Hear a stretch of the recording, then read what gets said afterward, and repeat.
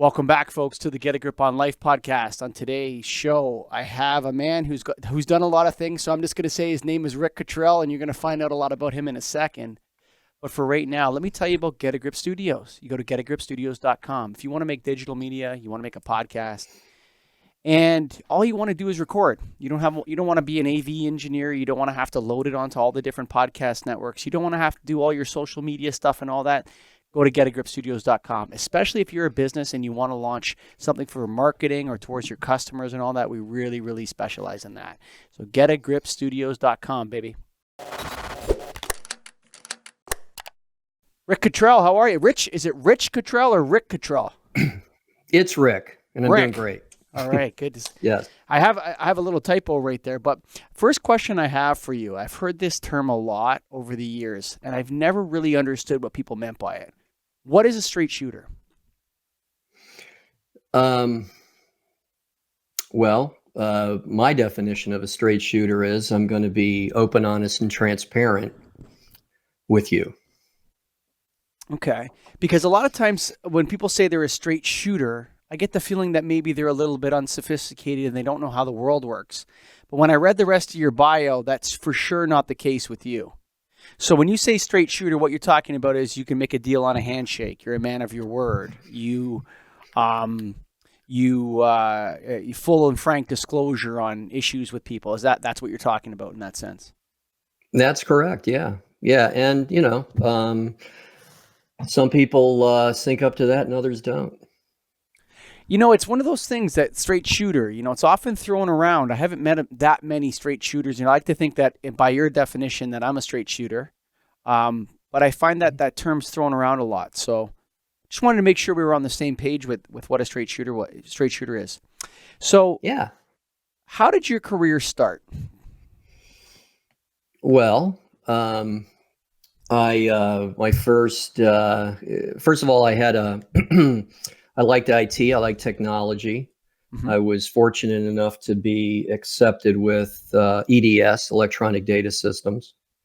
And, when the company was small and a great team of people, and we basically developed technologies for many industries.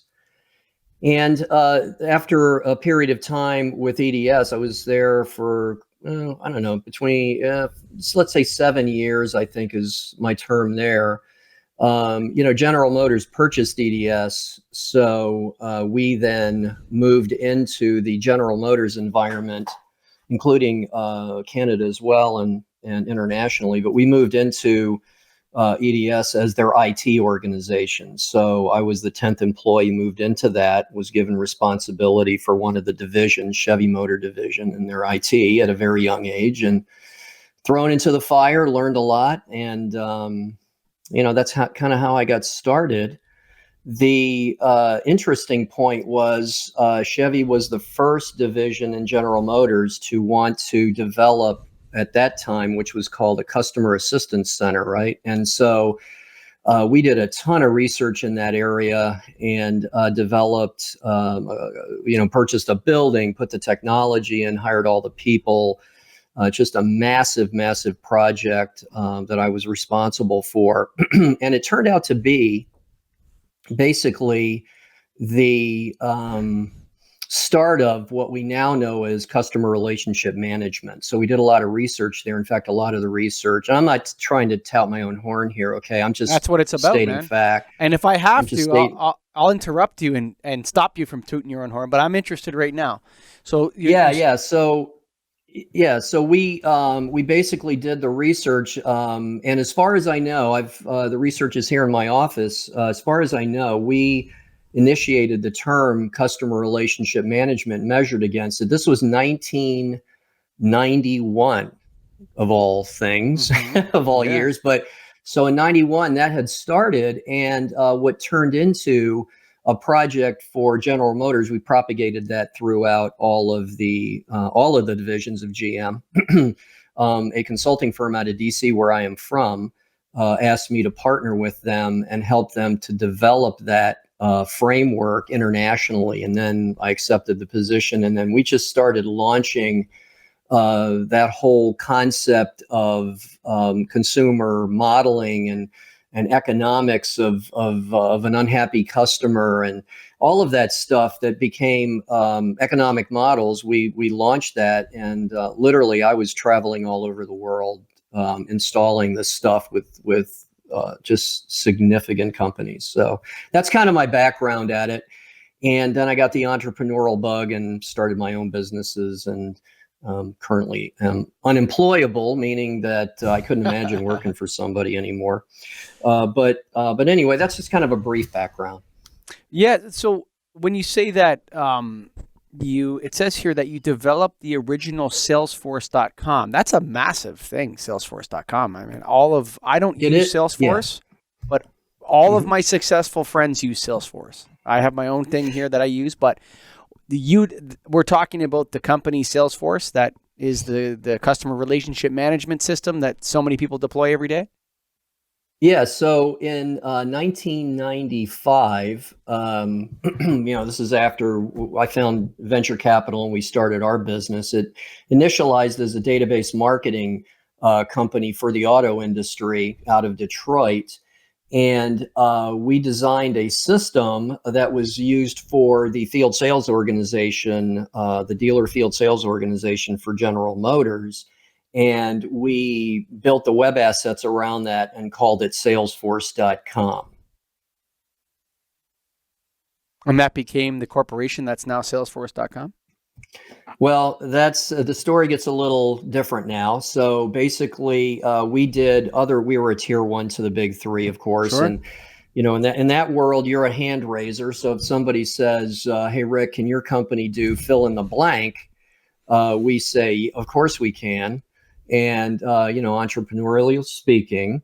And so it was a coincidental day. We just won a big contract from Chrysler, I think it was.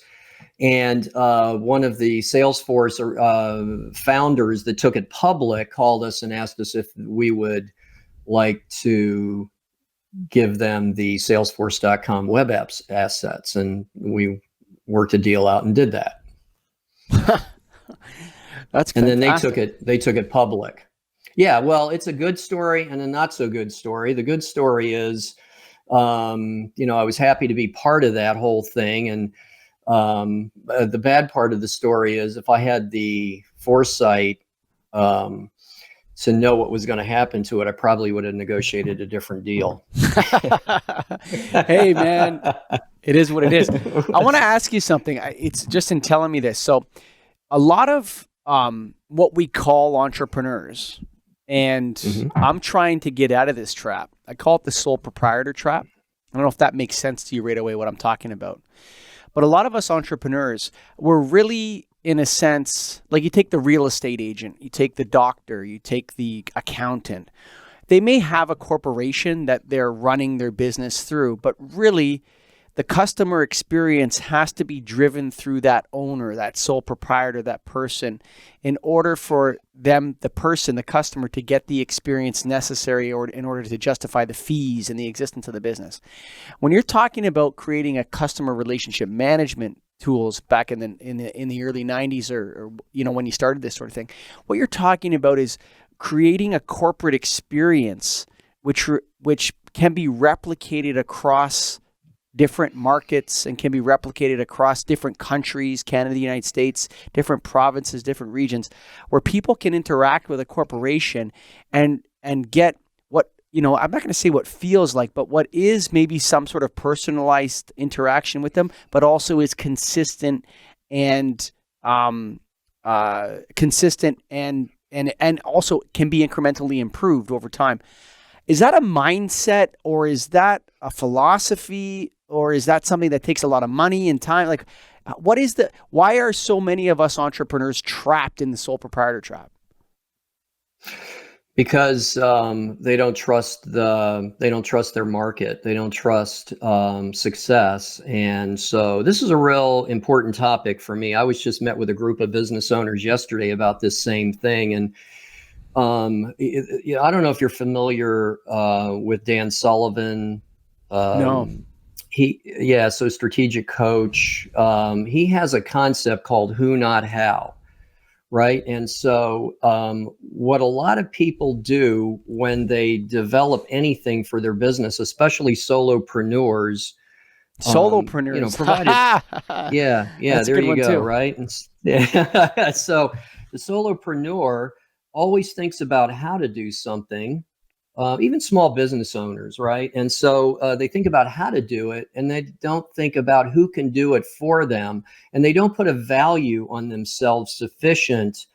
They don't give themselves enough credit. So yesterday in this group of businesses, I do these peer advisory boards, high achiever peer advisory boards. And, I was asking them, one task that they did in the last 3 days, it's just a minimal task. And one of these owners, this guy owns about a $2.5 million company. And he goes, well, I had to deliver the UPS boxes to today. He's the CEO. And I asked him, and I get it. We all need to jump in and do what we got to do. I understand that, done that numerous times. But at the end of the day, you don't achieve any kind of accelerated growth if you're constantly thinking about the how versus who can I work with to offload that. I'm not good at it.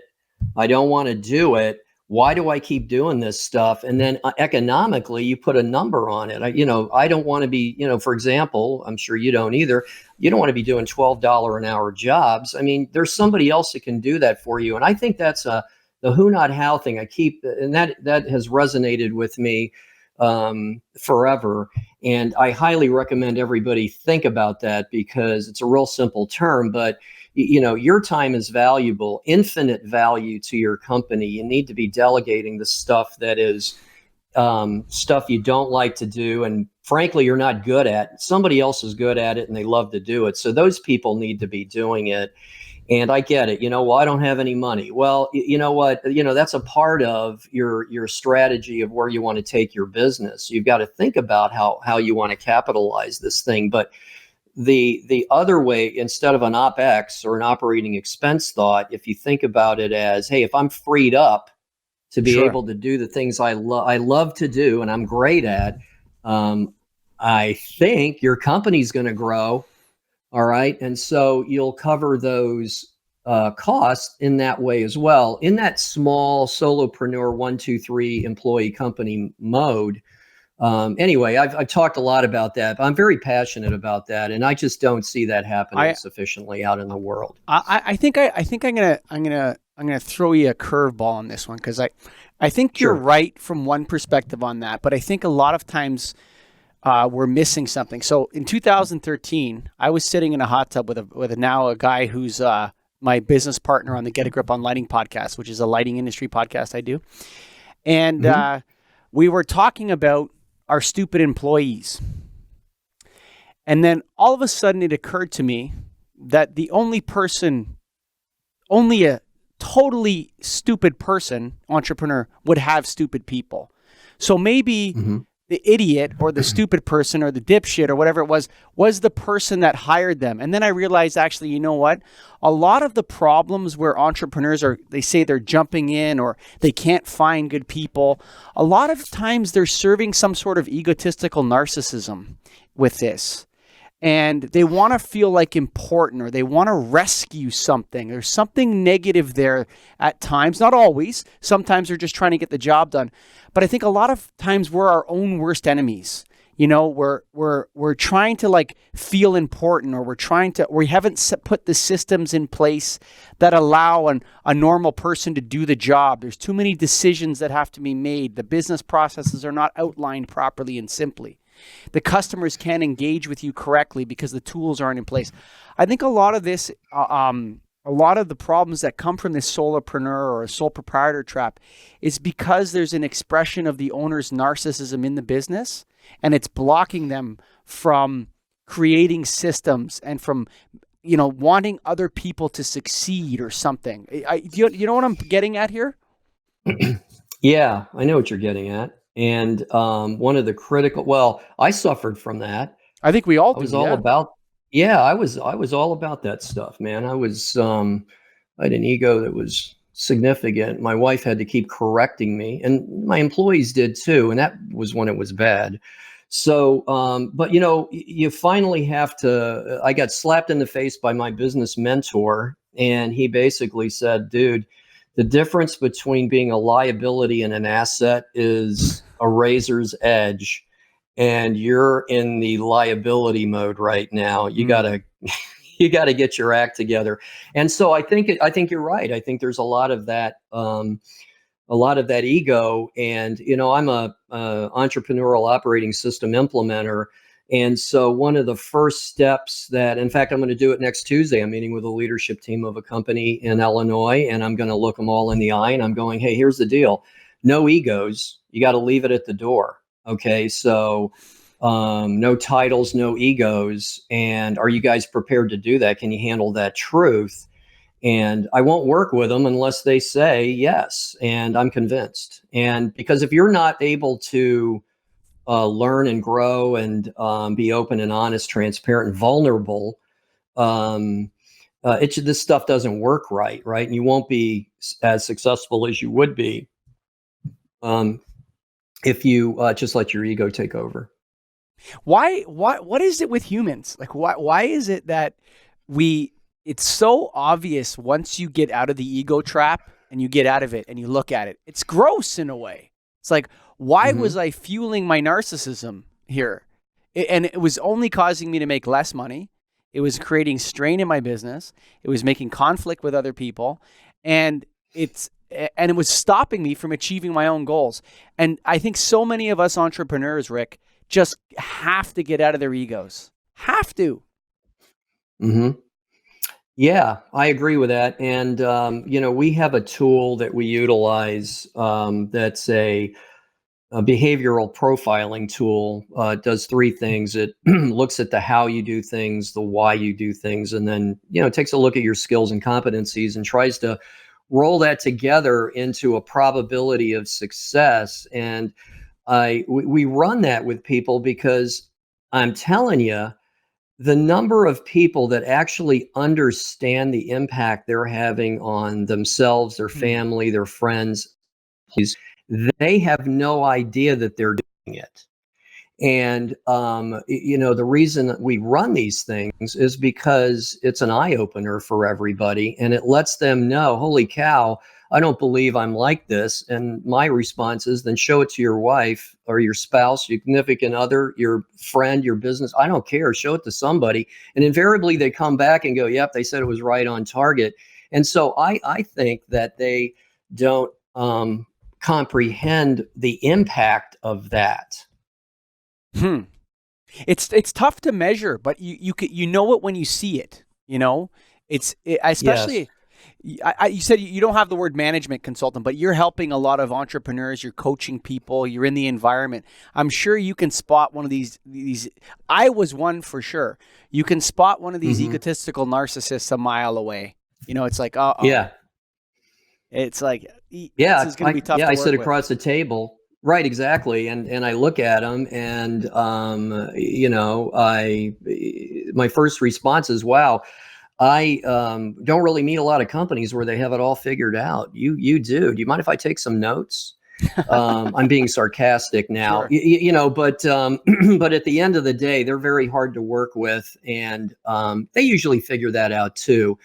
But like I said, the vulnerability quotient has to be in place. Otherwise, it's a comeuppance, right? And so, a number of times I've gone into the tank, laying in bed. I'm in debt $2 million to a PE firm, and my wife's laying next to me, and she's like, she doesn't have any idea what's going on, and I'm sitting here staring at the ceiling at 3 a.m.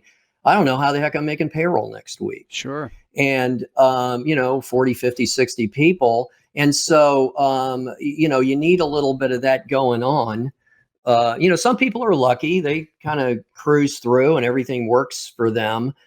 But I enjoyed the fact that I've had a few crashes and had to learn from that. I think it made me a better person. But I think you need to go through that a little bit as an entrepreneur. If you're in a C-suite role, That's a different ballgame. But if you're responsible for paying your bills, keeping your employees gainfully employed, all of that stuff, then you need to wake up to that whole issue. I agree with you 100%. I'm on board with that, like you wouldn't believe.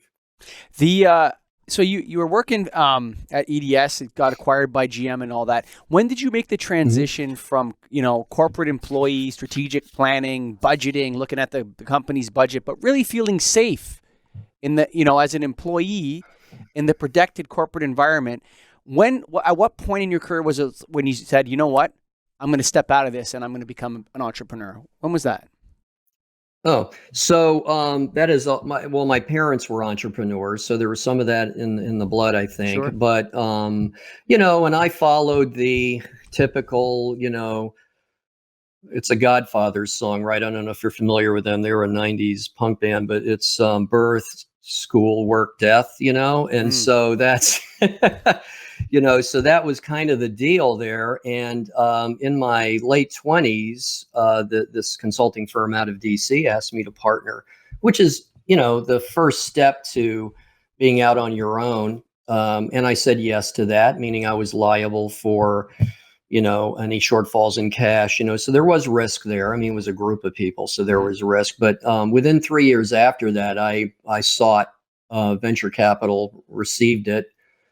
And that was when it went into full boat entrepreneurism. I was 31, I think it was, and we went in 2 million deep. That's when it all started, right? But I felt very comfortable doing it. You're ready to go. Failure was not an option. The motto is, I still have this motto: it's not if, it's how. It's not if, it's how. That's been my motto forever. You mean how you fail? No, it's not if success is going to be achieved. It's how it's going to be achieved. And so, have you ever failed as an entrepreneur? Well, yeah. I mean, failed as in isolated points, but you learn from it and you keep growing and you keep moving in a direction. You learn, grow, hit the ceiling, grow, so you go through those processes. So numerous times, economically, relation-wise. I mean, it's just, there's nobody else to grab a hold of. You've got to kind of figure it out. But yeah, absolutely. Fortunately, I had good advisory folks around me to help me through some of that stuff. I had a business mentor that took an interest in my success, and it wasn't like, hey, I need another million. It was more of the effect, well, let's work out how we're going to get through this problem and make things better. You obviously have management consultant in parentheses in your bio here. Why do you have it in parentheses? You don't like management consultants, or you don't like the tag or the label, or what is it about that first? Well, because it's a good question. This is the reason why. When I engage with a company, a client, if you will, customer, when I engage with them, I vest myself. I act like I'm on their leadership team. That's what I gain that agreement up front. What they're getting in me is another board of director or a CX whatever and that's what they're getting with me. And that's because I take all of that stuff as though it were my own company, even though maybe I'm not tied to the liability. I do invest myself in the company. I just had a conversation before we got on this call with a company. It's a family-run company, and they treat me like I'm on the board. And so, I'm going to be working with them to mediate some, resolve some family leadership issues. And I bet you're looking forward to that assignment. Oh my gosh. Yeah. I'm going to keep that very vague. Yeah. No. So, no, it's going to be interesting, but it's a challenge, and not turning it away. But you learn something every time. So but they're asking me for help. They trust me. I'm a part of their leadership team of their company, and that's kind of how they do it. That's why it's in parentheses, because I don't really, that moniker really doesn't resonate at all with what I do. Yeah, it's very 2003 actually. Management Yeah. consultant. It's kind of. I mean, the great management consultant Peter Drucker. Sure, he invented the Hmm. game, and then after that, it became very popular. I remember in Canada, there's something called the Business Development Bank of Canada. Okay, and so this is a bank that loans money to entrepreneurs. It's funded by the government. Long story short. Anyway, so they have a management consulting department where they have experts and quotations again Hmm. that will come and consult with you on your business. And I remember the guy that came in to talk to me never owned a business, never was never a CEO of a company, you know.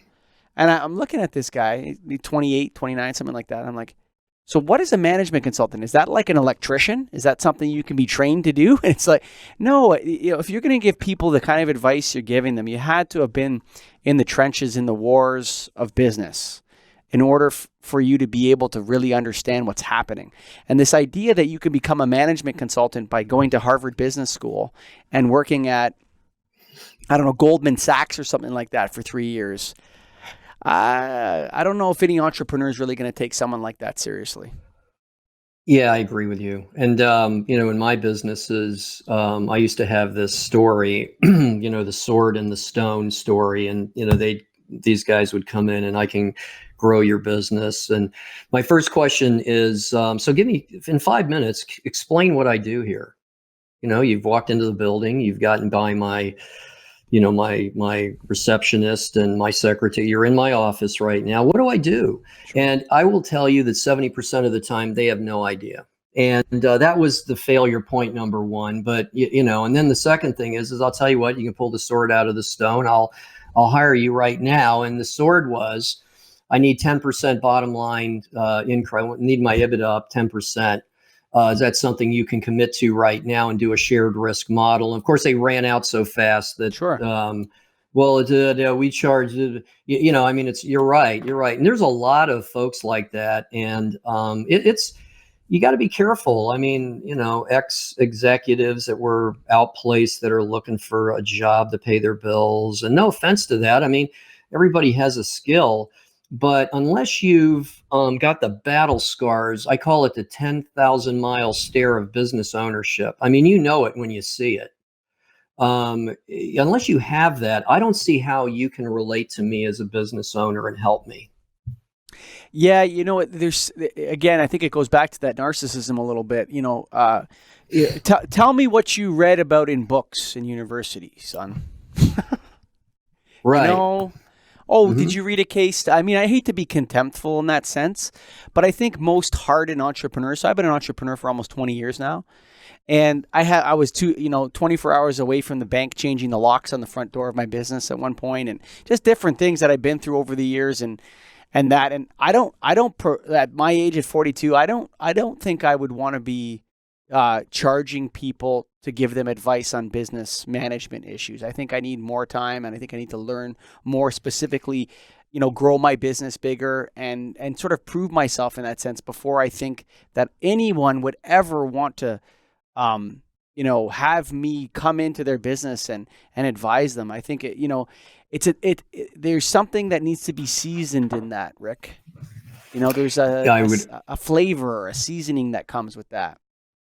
Right. I'll give you a live round here. So I have a client that I work with that's in the manufacturing business. I get a call on a Friday, and the bank's calling my note. Okay, that's a big deal. Sure, it is. And so the question is, I need, what can we do here? And could you imagine calling somebody that has no business experience on a Friday night? I don't know what they're watching, Breaking Bad or something, which isn't bad, by the way. I'm just, and they're asked that question and they're scrambling around thinking, oh my, I've never, I'll be there for dinner in a second, honey. Yeah, I'd have no idea what to do. Right. I'm exaggerating here a little bit, but somebody that has that experience, the question was asked, there's this process you go through. And, by the middle of the following week, we had other financing lined up, but it's just why? Because I've been through it.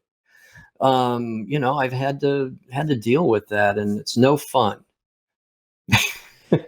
So I'm going to tell this: if there's any entrepreneurs out there, or people planning to do this, like if your business management consultant has never run a business and has never is under the age of probably 45, unless his name is Elon Musk or someone like that, you're probably Right. dealing with he's a little bit of a snake oil salesman.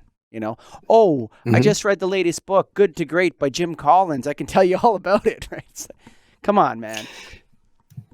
Yep. I agree. I'm I'm with you on that. We're aligned 100% on that, on that particular issue. And, sometimes the entrepreneur will, from a fee structure perspective, will Rick is X and this guy's Y. I mean, he doesn't have the experience, but they just don't understand. They look at it as an operating OpEx type of a problem instead of a gain problem. You know what I mean? How to grow. And so, I run into that sometimes and, just kind of roll my eyes about it. You get what you pay for in anything you do in life.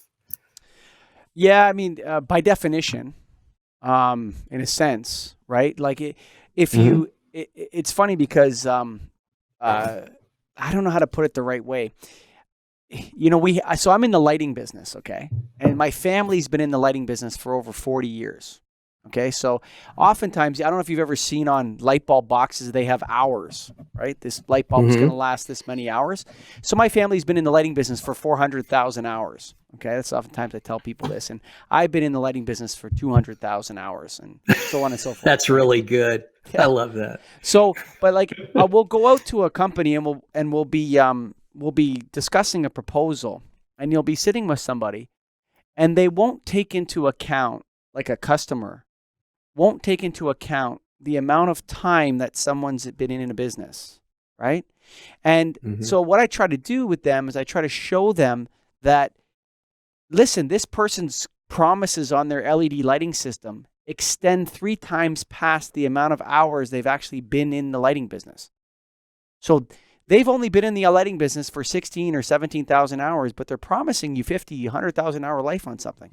Can you not see that is, those two things can't align properly? And because I'm making a lower promise, I'm telling you less, but I've been in the business more. Does not infer some level of credibility? Unfortunately, a lot of times it doesn't, Rick. A lot of customers make mistakes because they fail to differentiate value. And as entrepreneurs, it's our job to find a way to present our pricing model and to present our value in a better way and show it in a better light. And it's really hard sometimes. What is it? What is it? What is it that I'm missing? What is it that customer of yours is missing that they can't see the difference in value? Yeah, I agree with that. One of the EOS Entrepreneurial Operating System questions, the 8 questions that you implement it's called the Vision Traction Organizer. So it develops the vision for your company.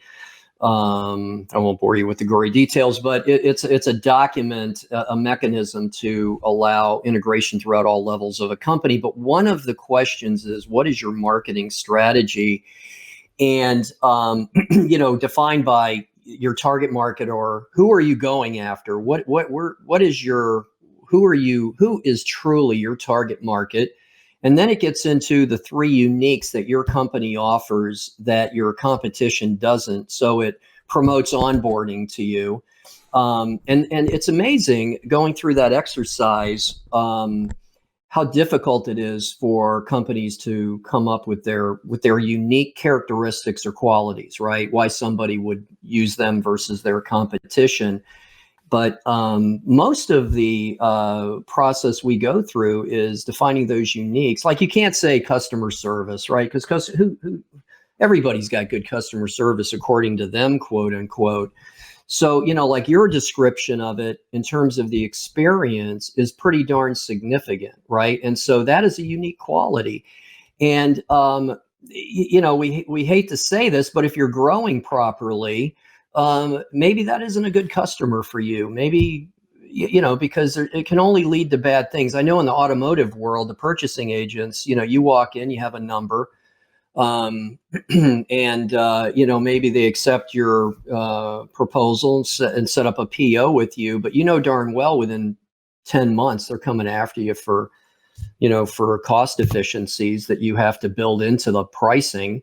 And so it's the uniques, right? It's the unique stuff. And I think companies don't trust that enough. They don't trust that enough when they're working with their prospective target market prospects, right? And so I don't know, does that make sense? Totally. And a lot of companies, very large companies, in fact, are very simply one-trick ponies. Like you say, what does Google do well? Well, they basically have a monopoly over web search advertising. Right? I mean, all of their profits, they don't make money doing anything else they do. Not anything else Google touches turns to lead. Okay? They don't make money doing anything else other than charging Google AdWords. And what they did very recently was make Google AdWords worse so they could charge more for it. Right? So literally, I don't know if I use Google AdWords a lot in my business, and we used to be able to buy specific AdWords, like an exact match AdWord, and pay like 5 cents for it or 10 cents for it or 15 cents. And Google removed the, I can't believe the term they named for it. And now you have to buy packages of AdWords. You can't buy one particular AdWord or another particular AdWord. You have to buy a certain number of AdWords so they can raise the price on it. So you have to buy bulk batch it. And that's now $2 per click rather than 25 cents. So their innovation was to make AdWords less specific and less good for their clients. So what you see there is a one-trick pony that has a monopoly over everything.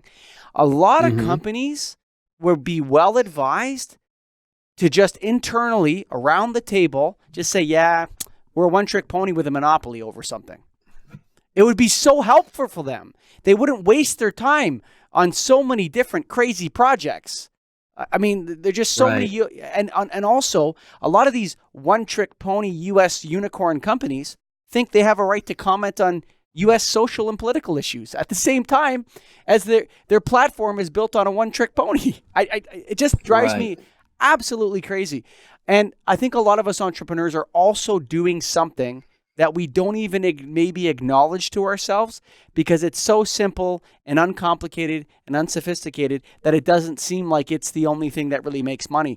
But if we could discover what that is, it would benefit us extensively because most people are doing something very simple right. And the rest of the stuff they do is a total waste of time. Yeah, it's almost like, they don't focus on their core, right? Their niche. They don't focus on the core. And so they're grabbing all this other stuff because maybe they feel like, it's like the whole, we were up in Alaska recently, just visiting, and I noticed that people were like stacking wood next to their cabins that are the size of skyscrapers. And, well, what are you doing that for? Well, if we don't, we're going to freeze in the wintertime, right? So we're preparing ourselves for the worst, if you will. And I think businesses kind of do that too. They will start, innovating without any thought and start investing money and stuff that they're really not good at, burn cash on it, and then discover 6 months down the road that they've taken their eye off of their niche, and they should have been developing that to begin with. But I think it's a protectionism thing. I think they're, that's what I see a lot of times, and getting them to their core focus is critical. You agree that I agree. You agree that most profitable businesses are doing something very simple, and that a lot of times they're doing something very simple very well. But a lot of times they're not acknowledging that, and they're taking their resources and they're wasting them on all kinds of pet projects like starting a podcast.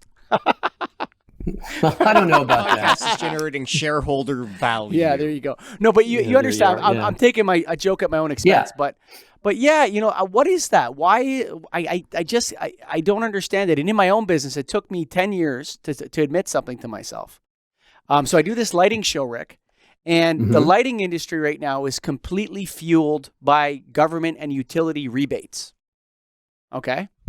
And Mhm. everybody that had been in the business prior to the rebate boom, say starting in 2005, everybody that was in it would never admit that the whole thing is fueled by rebates. We're the true lighting people. We're always going to be true lighting people.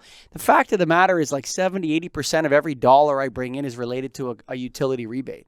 And when I finally acknowledge that to myself, that I'm a rebate junkie, just like anyone else that would be in this business at this time, right? When I Right. acknowledged that, it made life a lot easier, actually. I didn't pretend that I was doing something I wasn't. It just said customers want rebates when they buy LEDs. You know, that's what they want. So Yeah. get them the biggest rebate. It's hard to admit that for people that feel like they're sophisticated and invested, but sometimes it's very important. Even if you admit it privately amongst your personal shareholders or your advisors or whatever, that, hey, it is what it is.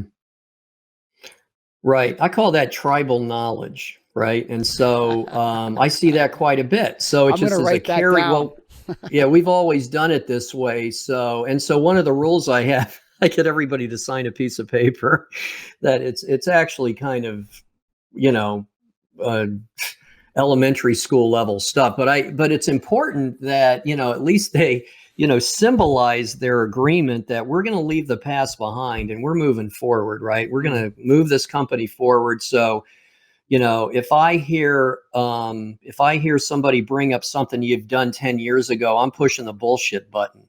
Mm. Okay. So that's got to stop. And so, but you're right. I think it's comfortable to just kind of roll back into something you've always done, instead of looking at it, coming to grips with it, and moving forward with the idea, and taking it for a ride as long as you can. You know. You know what? I mean, it's almost as if like if Google came out, if there's, I can't remember the name of it, Sergey Brin and the other guy, if they just came out and said, you know what, we're gonna ride this Google AdWords wave as long as it goes, and that's what we do at Google is ride a Google AdWords wave. They couldn't do that because obviously it would make people look at them squirrely, but that's what they're doing. And there's nothing special about it. Maybe it was hot in 1999.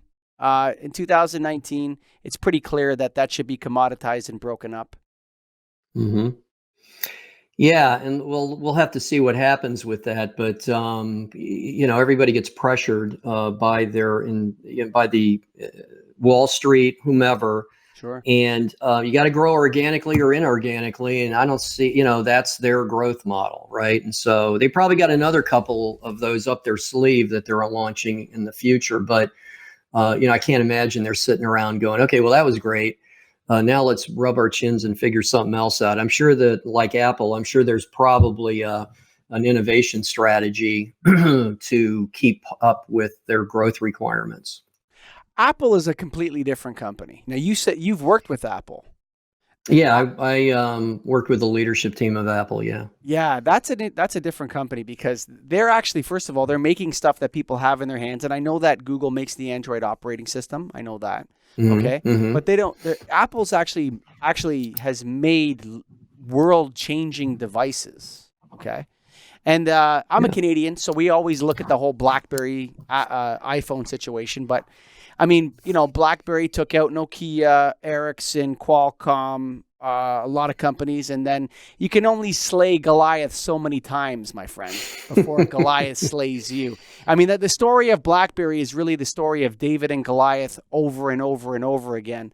Eventually, Goliath gets you, right? So, yeah. It's Waterloo, Ontario is not like San Francisco. There just isn't the talent there. There isn't the money there. There isn't the same thing. Once Steve Jobs got his hooks in that. But Apple's a really unique company. It's much different. Not a one-trick pony. Multiple value creation done there. They operate in their own environment, a sealed off garden, electronic garden. I think Apple's a really unique company in the world. I don't think there's many like it. I think there's some Chinese companies that are starting to become like Apple in a way, but they're unique. What is so unique about them? Is it just the Steve Jobs, what do they call that, his reality distortion field or something? But there's something special they do. I don't know if they're still doing it, and maybe they're struggling now, but they had a run there for about 15 years where they did a lot of very special things that I don't think people have seen before. Yeah. And so what I was referring to was the release of innovation in a timed strategy, versus giving everybody everything at one time, right? And so, there is a strategic plan with that. No different than, the defense community. I mean, they're preparing things. We don't even know what they're doing, right? And so what they're coming out with. But my experience with them was their culture was really, I don't think I don't think their culture has changed. I mean, their culture was team, fun-loving team, cohesively operating. And, people were just just loved it, right? Loyal as can be. Anybody would take a bullet for anybody else, right? And so it was a very interesting culture, and I really liked it. I enjoyed my time working with them. They even offered me a position in their company, and um, I did not accept it because, once again, I'm consider myself unemployable. So I wouldn't, it would have been great for about a month. And then after that, I would have been, yeah, shoot, why didn't I want my own stuff again? Sure. So, but anyway, yeah, no, it's the culture. I think it's just that cohesion, that team environment, that fun loving, balance, right? The work-life balance. I mean, they were big in that.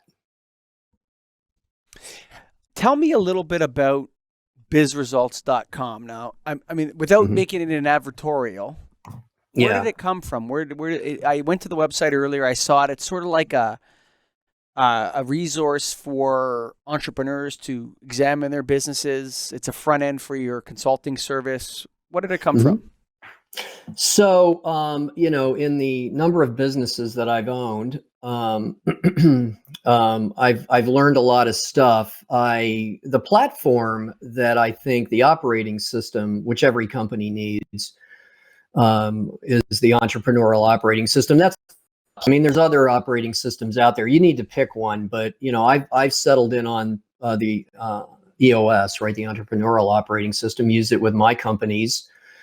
Had the fortune of being business partners with one of the gentlemen that gave some of the ideas for the development of EOS back in the early 2000s. And so, so I'm kind of connected that way, but it's an awesome system, simple system. And then from that, once you implement an operating system that puts together all the moving parts of a company and gets it moving down the path and growing, vision, traction, and healthy, right? A healthy organization, traction, getting it throughout the entire company. And then vision is having a vision and making sure everybody understands what it is and they own it, right? It's culturally embedded. But what I discovered was that there were certain tools that could accelerate a company even further. And I'm a nut about the science of business. Did a lot of business intelligence modeling in my time. The science of business. That sounds like this you have like the same problems economists have. See, it's interesting. I'm going to take a little segue here because I want to talk about the science of business. Okay. Yeah. So you know why, they call economics is the dismal science, right? That's what the nickname of it is. Or the other name for economics is the dismal science. The reason why economics is so dismal is because it's constantly trying to predict the future, right? And that is really, really hard to do, okay? So to be able to predict the future, so economists are always sitting around going, well, if you do this, if you lower interest rates, if you raise interest rates, or if you put in some macroeconomic stimulus, and this will happen. It doesn't happen. It never happens the way they say it's going to happen. So that's why it's dismal, because they're never right and they're always wrong, and they don't ever seem to get any better as time, even with more knowledge. The weathermen have got better, contrary to popular belief. You stole my line. Okay, the weathermen, weather forecasting has gotten better. Okay, it has since I was a kid and you were a kid or whatever. It's gotten a lot better, way more reliable. Okay, and even geolocation and all this stuff, a lot better. But economics has not. What's this business science? It looks like you're mixing potions in the back room here. What is it? What is this? Is that a marketing term or is that legit? So there's some really neat stuff coming out of business intelligence platforms, machine learning. It doesn't solve all the problems, but if I can get 20% closer to understanding what I'm going to look like in 7 years, 10 years, 5 years, whatever that number is, and be able to track that over time, then I'm all over it. And so that was one of the missing links. And one of the things I found when I ran my companies, I wanted to get more in tune with predictive, right? And so the process is, taking a look at where you are, where you want to be, and then using data as well as your, obviously, I don't mean to be real technical here, but if you APIing into, getting integrated, if you will, into your QuickBooks platform, which basically most companies utilize. And being able to use that data to develop KPIs, metrics, and then track those, making decisions as you go when you're looking at it, right? And you can, even if you're 20 to 30% closer to the data that way, you have a competitive edge. So that is really. But that's not science. That's accounting.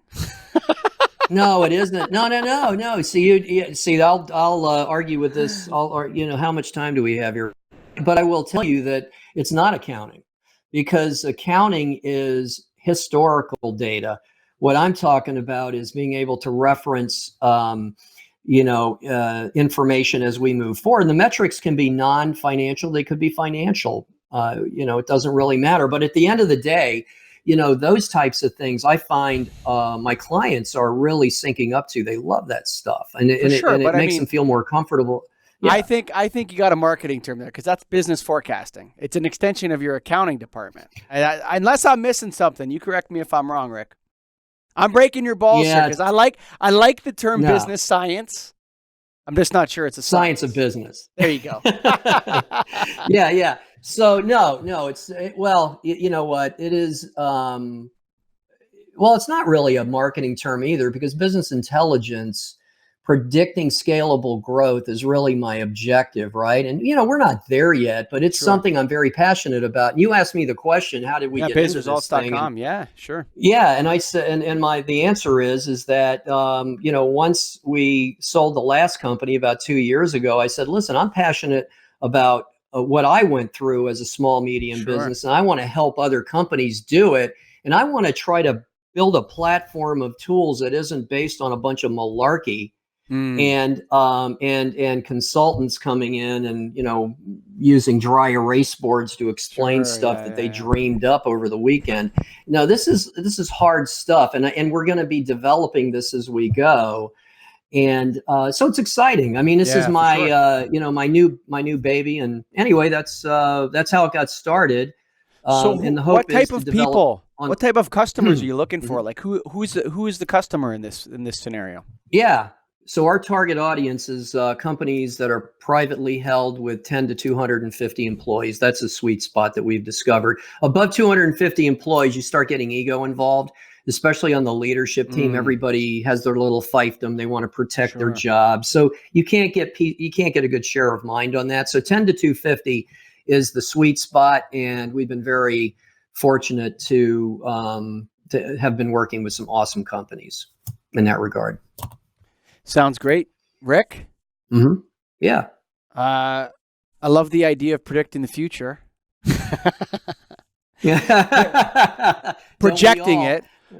But I like the idea. I think what's really refreshing after talking to you is the idea that, I think what I'm taking from this is that this is management consulting, but without the buzzwords, without the jargon, without the whiteboard with the circle and the arrows. This is business consulting based on real metrics from your business, based on analyzing data and looking and understanding what you do and projecting that and forecasting that into the future. And I think that's really, really needed. I think we've had a decade. I think we're out of the decade of the NBA gets to go around and tell everybody what to do. You know, I think we're out of that, and I love the fact that you're really focusing on digging into somebody's business from a metrics perspective, pulling those metrics out, analyzing them, and using them as a platform for advice, growth, projections, forecasting. That's wonderful, man. I really like that, Rick. No, I'm glad you do, and it's something we're really passionate about, and I'm excited about growing this business. And I'm not about walking around with a briefcase in my hand. I'm about growing a company and delivering good stuff to organizations and helping them get to the next level. That's really my deal. Hey, can I ask you a question? Of course. Yeah. So, are you a Leafs fan? Yep. Unfortunately. Okay. Cool. Cool.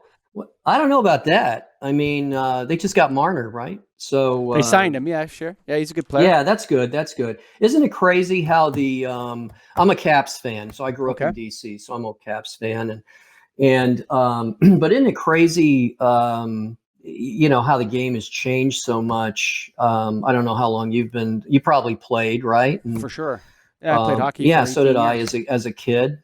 Of course, I actually, you can cut this out. I actually played in a tournament at St. Michael's in Toronto. Sure, in my younger days, and we got our clocks cleaned. You get a bunch of guys from DC up there, and they don't even know what they're doing. I mean, it's just, it was an embarrassment to us, but we learned a lot, right? So there's some hockey hotbeds in the U.S. now, man. Like Minnesota's a hockey hotbed, man. Upstate New York's a hockey hotbed. Michigan. There's some areas of the U.S. that are producing some pretty serious hockey players nowadays. But it's becoming completely How has the game international. changed? How has the game changed for you? What do you think's changed in the game? Well, when I played, of course they didn't have all the rules, right? You could rub people out on the boards. I mean, there's a lot of stuff in front of the net. You could pitchfork and so all of that's gone now. And I don't know if that's a bad thing. I mean, people aren't getting as hurt and what have you, but anyway, that's how it's changed. The speed of the game has just increased, which I kind of like, actually. I think it's fantastic. The NHL game is if you go back and you watch games from the 80s when Gretzky was playing, and you watch NHL hockey today, you think the NHL hockey today is in fast forward. I'm not kidding. Yeah. Like, it looks like it's being played in fast forward. The speed of the game is not, there isn't even a comparison. It is so fast now. If you go to minor league hockey in Toronto, if you go watch like the Toronto Marlies play in the AHL, that game, the speed, the quality of the athletes, their training, all the stuff they do in hockey. I mean, all sports really now, but hockey is particularly noticeable. When you watch a football game, like if you watch a replay of Joe Montana, you feel like Joe Montana could play in the NFL today. Like when you watch him playing, you think, he could probably if he was reincarnated and step on the field today, he could probably start in the NFL today. Maybe not. But with NHL hockey, you watch NHL hockey from the 70s and the 80s, and you watch it today, those guys could not play in the NHL today. They would not have the skills. I don't even know if they could play for the Toronto Marlies. No, I mean, a great example is one of my favorite players was Dino Ciccarelli, and he was considered a fast skater, but all he basically did was stand in front of the net, he scored all the dirty goals. Yeah, right, exactly. So you can't do that anymore.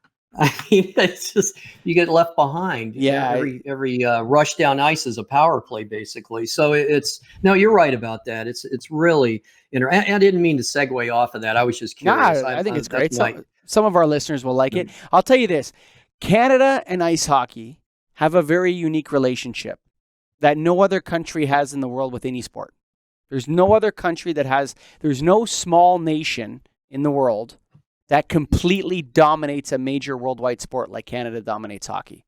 There's nothing like it. I mean, you have America. I mean, nobody plays football but America. Canada has Canadian football, but it's mostly Americans that play in the Canadian Football League. But there's no other country that dominates a major sport, team sport, like the way Canada dominates hockey. Every tournament Canada enters, Canada expects to win gold. And we're a small nation. I mean, we're medium-sized nation, nothing compared to the United States, and we're expected to win every single time we play in a tournament. And anything less than gold is a failure for Canada. And there's no country, there's no country that has a relationship with baseball, soccer, football, basketball. You find it. There's no country that has a relationship with a major sport like Canada has with hockey. So it's very special for us, deep in our hearts. Oh yeah, I agree with you. It's embedded in the culture, and I think that's great. I really do. On my satellite radio, my radio, the station I have all the time on running, if I'm not on a conference call or something, is the NHL network. I mean, I just can't get enough of that. Anyway, it's a great game. You know what? It's a wonderful game. Yes, it is.